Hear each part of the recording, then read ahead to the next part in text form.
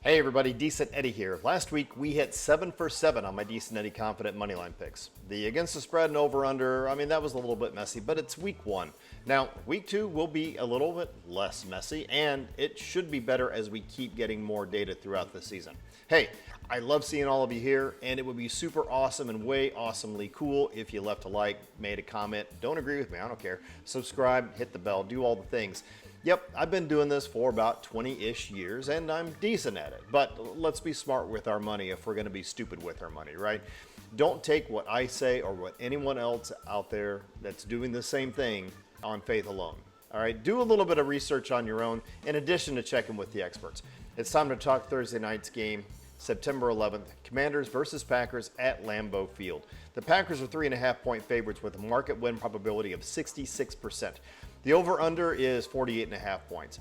By my data, this is a danger moneyline pick with a 3.166 favoring the Packers. The Packers have a good deal of historical dominance at home under Coach LaFleur. He's got a great record at Lambeau since 2019. Will that keep going? Well, in week 1, Jordan Love and the Packers offense was pretty efficient, and the Packers defense was super dominant. The Packers D all but shut down the Lions offense, which is filled with weapons. Pretty cool, I guess, if you're a Packers fan.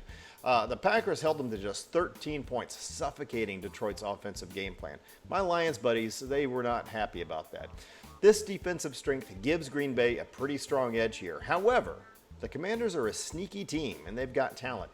It's sometimes almost like they anonymously win and go home. They kind of remind me of the 2007 Giants in a way. They're also looking healthier on this short week. Jaden Daniels' offense racked up impressive numbers in week 1, even with being held back by a ton of penalties. But can Jaden Daniels dance his way around Micah Parsons? That's a potentially big ask because Parsons has had some of his best games of his career against Daniels, and he's potentially a game changer on that Packers defense with that experience. When it comes to the spread and the over-under, the market's hook is at 3.5 points spread, and that's a considerable factor, I think. This is a tough market number, and I'd honestly suggest that you either avoid it or seek out an alternate spread, maybe -2.5, maybe -1.5 for the Packers instead of the -3.5. If you don't agree, that's cool, do what you want. That's just my take. The over-under of 48.5 also feels kind of high.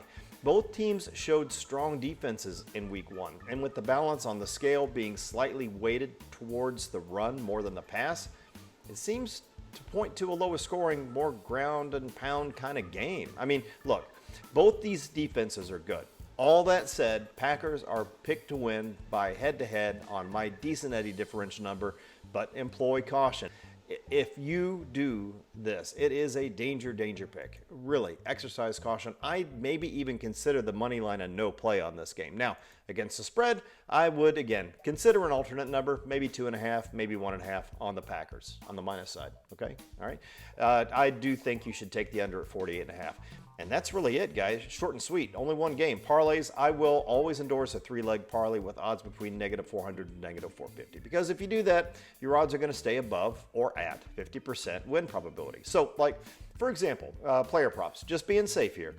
I'd look maybe at Jordan Love, Jaden Daniels to throw 175-plus yards, and Deebo Samuels to get 30-plus receiving yards. Something like that. Be safe, okay? Don't throw your money away. If you want to throw money away, then do it some other way.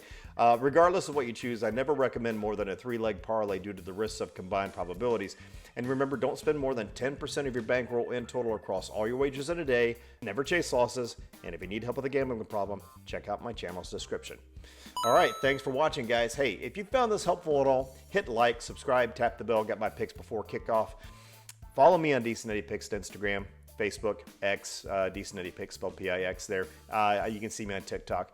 I'll post updated team grades there, which I have. I just haven't posted yet. And any last-minute thoughts or in-game thoughts if I have them. All right, let's see what happens. This is Decent Eddie signing off. Have an awesome day.